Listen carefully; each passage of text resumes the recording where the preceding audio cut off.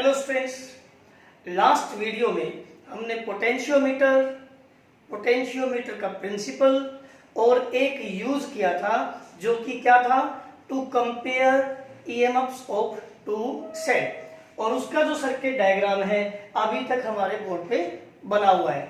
ठीक है, हमने जानबूझ के इसको नहीं मिटाया है क्योंकि इसका हमें यूज करना है नेक्स्ट जो आज का हमारा टॉपिक है, टू डिटरमाइन या to measure internal resistance of a cell. ध्यान दीजिए स्टूडेंट्स, हमें कोई एक सेल दे दिया जाएगा और हमें कहा जाएगा कि पोटेंशियोमीटर की हेल्प से इसका इंटरनल रेजिस्टेंस फाइंड आउट करके बताइए।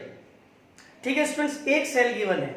लास्ट जो टॉपिक था हमारा जिसमें हमने दो सेल्स के ईएमएफ को कंपेयर किया था, वहां क्योंकि दो सेल्स थे तो हमने दो सेल लिए थे E1 और E2। ठीक है, और एक बार हमने एक सेल को सर्किट में रखा था, क्या किया था, की को क्लोज करके, और दूसरी को ओपन रखा था, और हमने क्या किया था, यहां से बैलेंस पॉइंट ढूंढा था। ठीक है, की1 को क्लोज करके की2 को ओपन रख के बैलेंस पॉइंट ढूंढा था। फिर दूसरी बार में हमने क्या किया था, इसको क्लोज किया था और इसको ओपन करके फिर हमने बैलेंस पॉइंट ढूंढा था और हमने लेंथ निकाली थी L1 और L2। ठीक है, अब हमें क्या करना है, क्योंकि स्टूडेंट्स अब हमारे पास एक सेल है, वहां दो सेल थे, तो यहाँ एक सेल ही हम सर्किट में रखेंगे, तो हमने ये एक सेल रख लिया। ठीक है, और दूसरे सेल को हम यहाँ से हटा देते हैं। ठीक है स्टूडेंट्स, एक बात। दूसरी बात क्या है कि भाई यहां से जो की है इसको हम हटा देंगे। अब क्या होगा, सिर्फ यहां की रहेगी। जो हमारा ये टॉपिक है to measure internal resistance of a cell, उसमें हमें एक सेल रखना है, तो एक सेल ले लिया। जो दूसरा सेल था स्टूडेंट्स, उसकी जगह हमें क्या करना है, एक रेजिस्टेंस बॉक्स लेना है, और उस रेजिस्टेंस बॉक्स से जितना हम रेजिस्टेंस सर्किट में डालेंगे यानी कि प्लग आउट करेंगे वो होगा R। ठीक है, अब क्योंकि यहाँ पे दो की होती तो K1 K2 होता, अब यहाँ क्योंकि एक ही की है तो K2 नहीं लिखेंगे हम, यहाँ पे K डैश लिख देंगे, क्योंकि K तो ऊपर है जो मास्टर की थी वो। ठीक है, देखिए ये वाला जो सर्किट डायग्राम है वो मैंने लास्ट वीडियो में आपको बताया भी था कि जो पोटेंशियोमीटर होता है उसमें 4 मीटर लॉन्ग वायर होते हैं, जैसे कि 100 सेंटीमीटर तक यहाँ पे, फिर कॉपर स्ट्रिप, फिर 100 सेंटीमीटर की ये, फिर कॉपर स्ट्रिप, फिर 100 सेंटीमीटर की ये, फिर कॉपर स्ट्रिप, और ये 100, यानी कि 1 metre 1 metre 1 metre 1 metre 4 metre.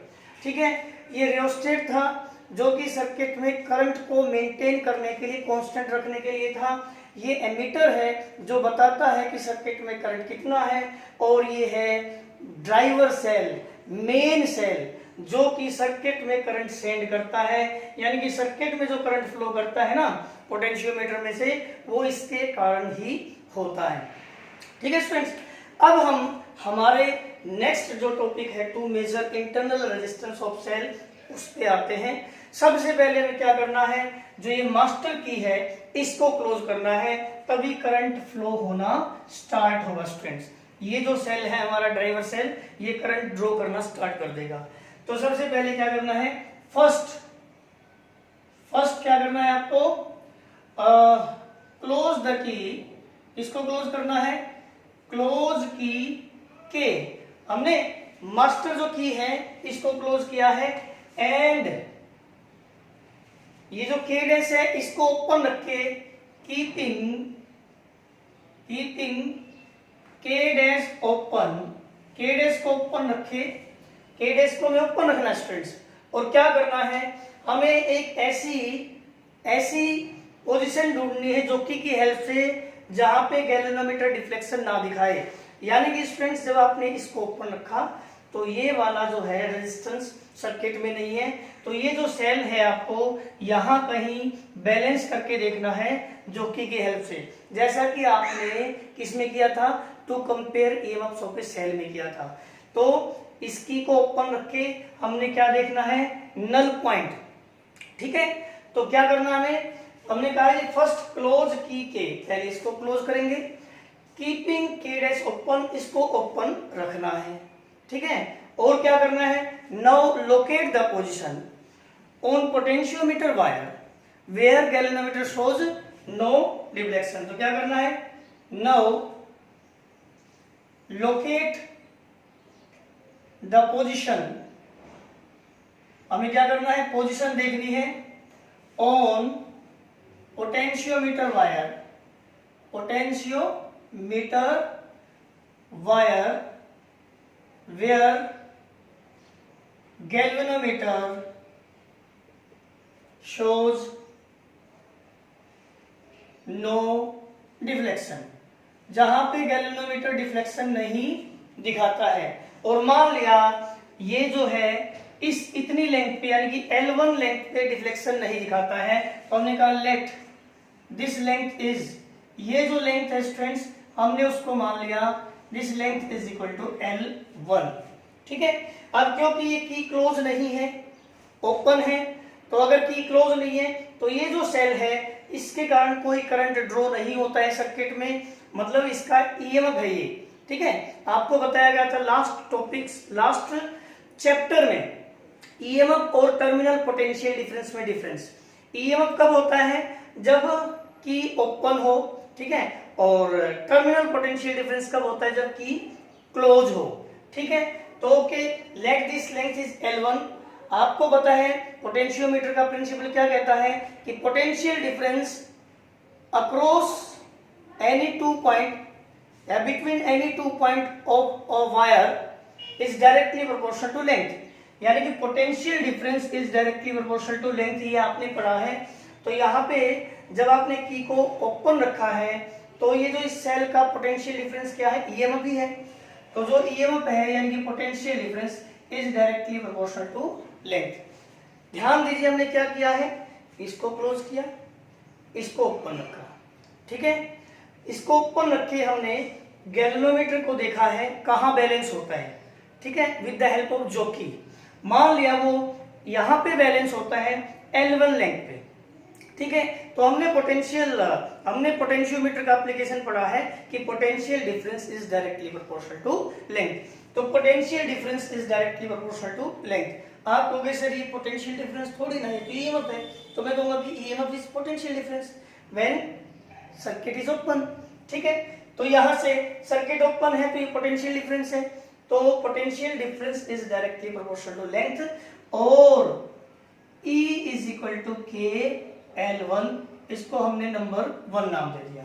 ये कब था स्टूडेंट्स, यहां ये जो की है K डैश, इसको हमने ओपन रखा था। अब क्या है, यहां से कुछ रेजिस्टेंस सर्किट में ले आएंगे। ठीक है, मतलब जितना भी रेजिस्टेंस सर्किट में लाएंगे, रेजिस्टेंस बॉक्स से प्लग निकाल लेंगे उसका, जैसे 2 ओम का निकाला प्लग तो यहाँ सर्किट में 2 ओम रेजिस्टेंस आ जाएगा, 3 ओम का प्लग निकाला तो 3 ओम का। ठीक है, तो हमने क्या किया है, नाउ प्लग आउट या इंसर्ट सम रेजिस्टेंस भी कह सकते हो। नाउ इंसर्ट, आप ऐसे भी कह सकते हो, insert some resistance, insert some resistance R from resistance box। Resistance box से हमने कुछ रेजिस्टेंस निकाला है, यहां से सर्किट में आ गया है इतना रेजिस्टेंस, एंड की जो के डैश है इसको क्या करेंगे, एंड क्लोज द की, एंड क्लोज द की के डैश, इस के डैश को आपने क्लोज कर दिया है। अब जब आपने क्लोज कर दिया है तो अब इसका potential difference terminal potential difference कहलाता है। स्टूडेंट्स हमने ईएमएफ और टर्मिनल पोटेंशियल डिफरेंस में डिफरेंस पढ़ा है।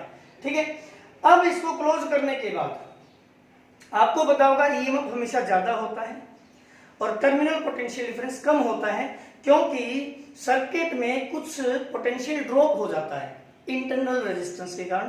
तो जो बच जाता है, पहले जो पोटेंशियल डिफरेंस था वो ईएमएफ था, और बाद में ड्रॉप होने के बाद, कम होने के बाद जितना पोटेंशियल डिफरेंस बचता है वो क्या कहलाता है, टर्मिनल पोटेंशियल डिफरेंस। तो एक बार तो हमने इस की को बगैर क्लोज किए, इस की को बगैर क्लोज किए हमने बैलेंस लेंथ ढूंढी थी, नल डिफ्लेक्शन पॉइंट ढूंढा था और वो L1 आया था स्टूडेंट्स। ठीक है, अब हमने क्या किया है, इस के डैश को क्लोज किया है और दोबारा से जो की हेल्प से हम वो पॉइंट ढूंढेंगे जहां पे गैल्वेनोमीटर डिफ्लेक्शन ना दिखाए। तो हम क्या कहेंगे, now insert some resistance R from resistance box and close the key K dash. ठीक है, लोकेट, अगेन लोकेट, दोबारा से हमें लोकेट करना है, अगेन लोकेट द पोजीशन। अगर हमें क्या करना है, again locate the position on potentiometer wire, where galvanometer shows no deflection. ठीक है, no galvanometer shows no deflection, जहां गैल्वेनोमीटर डिफ्लेक्शन नहीं दिखाता है। मान लिया स्टूडेंट्स वो जो लेंथ है वो है L2, let this length is, मान लिया अब जहां पे बैलेंस होता है, अब वो है यहां बैलेंस होता है, अब मान लिया जाए यहां पे, और ये जो लेंथ है कितनी है, L2 के बराबर है। पहले जहां बैलेंस हुआ था वो L1 लेंथ थी, क्योंकि ईएमएफ था, ईएमएफ ज्यादा होता है तो लेंथ भी ज्यादा होगी, क्योंकि length is directly proportional to potential difference. तो पहले लेंथ ज्यादा थी, अब ईएमएफ नहीं है, टर्मिनल पोटेंशियल डिफरेंस होता है और वो ईएमएफ से कम है, तो लेंथ कम तो पोटेंशियल डिफरेंस भी कम। तो अब ये कम लेंथ पे बैलेंस हो रहा है, मान लिया ये लेंथ है L2। ठीक है, एक बात ध्यान देना है स्टूडेंट्स, पहले ये की क्लोज नहीं थी तो पोटेंशियल डिफरेंस ईएमएफ कहला रहा था, जब ये की क्लोज कर दी तो पोटेंशियल डिफरेंस क्या कहलाता है, terminal potential difference. Therefore V is directly proportional to L2। ठीक है, और V is equal to KL2, इसको हमने 2 नाम दे दिया स्टूडेंट्स। ठीक है, ओके, यहां तक देखिए हमने क्या किया है, यहां तक हमने क्या किया है, एक बार तो हमने इस की को बगैर क्लोज किए क्या ढूंढा है, बैलेंस पॉइंट ढूंढा है। ठीक है, इस की को बगैर क्लोज किए बैलेंस पॉइंट ढूंढा है, और वो जितनी भी लेंथ है L1 है, और जब तक की को क्लोज नहीं करते हैं तो पोटेंशियल डिफरेंस ईएमएफ के बराबर है, तो potential difference is directly proportional to length या E is equal to KL1। फिर हमने यहां से रेजिस्टेंस बॉक्स से रेजिस्टेंस निकाला है, ठीक है, और की को क्लोज किया है। अब ये सेल खुद का करंट ड्रॉ करता है, अब इसका जो पोटेंशियल डिफरेंस है वो टर्मिनल पोटेंशियल डिफरेंस है V। अब ये जहां पे बैलेंस हो रहा है, मान लिया हुआ L2, तो V potential difference is directly proportional to length या V is equal to KL2। ठीक है students, E is equal to KL1 और V is equal to KL2। आगे देखिए स्टूडेंट्स, हमने पढ़ा है कि इंटरनल रेजिस्टेंस जो होता है सेल का वो कितना होता है, इंटरनल रेजिस्टेंस, तो हमने पढ़ा है कि इंटरनल रेजिस्टेंस होता है E/V -1 into capital R। We know, ये हमने लास्ट चैप्टर में पढ़ा था, ओम्स लॉ वाले चैप्टर में। देयरफॉर E/V कैसे निकाले हम, यहाँ पे इसको इससे डिवाइड कर दें, तो डिवाइड 1/2, 1 को 2 से डिवाइड किया तो E/V इज इक्वल टू, देखो E को V से डिवाइड किया तो उधर है KL1, यहां KL1 है और उधर है KL2। ठीक है, इट इंप्लाइज K से K कैंसिल, E/V कितना रह गया, L1/L2। ठीक है, तो इंटरनल रेजिस्टेंस निकालने के लिए आपको क्या क्या चीज चाहिए थी, इंटरनल रेजिस्टेंस निकालने के लिए आपको E/V चाहिए था, वो मिल गया, और कैपिटल R चाहिए था। कैपिटल R क्या है, जो रेजिस्टेंस हमने रेजिस्टेंस बॉक्स से सर्किट में इंसर्ट किया है वो। ठीक है, तो हम क्या करें, therefore R is equal to E/V की जगह हमने लिख दिया L1/L2 -1 इंटू R। ठीक है, अब हम क्या कहेंगे, अगर हमें L1 पता हो, L2 पता हो और R पता हो तो हम सेल का इंटरनल रेजिस्टेंस फाइंड आउट कर सकते हैं। L1 कैसे आएगा, इस की को बगैर क्लोज किए। ठीक है, हमें क्या करना है, गैल्वेनोमीटर की हेल्प से, जोकी की हेल्प से बैलेंस पॉइंट ढूंढना है। ठीक है, वो जिस लेंथ पे बैलेंस होगा वो L1 है, L1 निकल जाएगी। L2 क्या है, यहां से रेजिस्टेंस सर्किट में डाल के की को क्लोज करके और अब जहां बैलेंस होगा वो लेंथ है L2। और R क्या है, जो हमने रेजिस्टेंस सर्किट में डाला है। तो हम क्या लिखे, therefore knowing the value of L1, L2 and R, we can determine internal resistance of a given cell। जो हमें सेल गिवन है उसका इंटरनल रेजिस्टेंस फाइंड आउट कर सकते हैं। तो ये हमारा टॉपिक था, to measure internal resistance of a cell. ठीक है स्टूडेंट्स, तो हमारा जो सेकेंड यूनिट का दूसरा जो पार्ट था इलेक्ट्रिकल मेजरमेंट, उसका ये लास्ट टॉपिक था। अब हम नेक्स्ट चैप्टर के लिए वीडियो डालेंगे स्टूडेंट्स, लेकिन उससे पहले हम मीटर ब्रिज, व्हीटस्टोन ब्रिज और पोटेंशियोमीटर पे न्यूमेरिकल के लिए एक वीडियो और बनाएंगे। तब तक आप इनको अच्छे से लर्न कर लीजिए। ओके।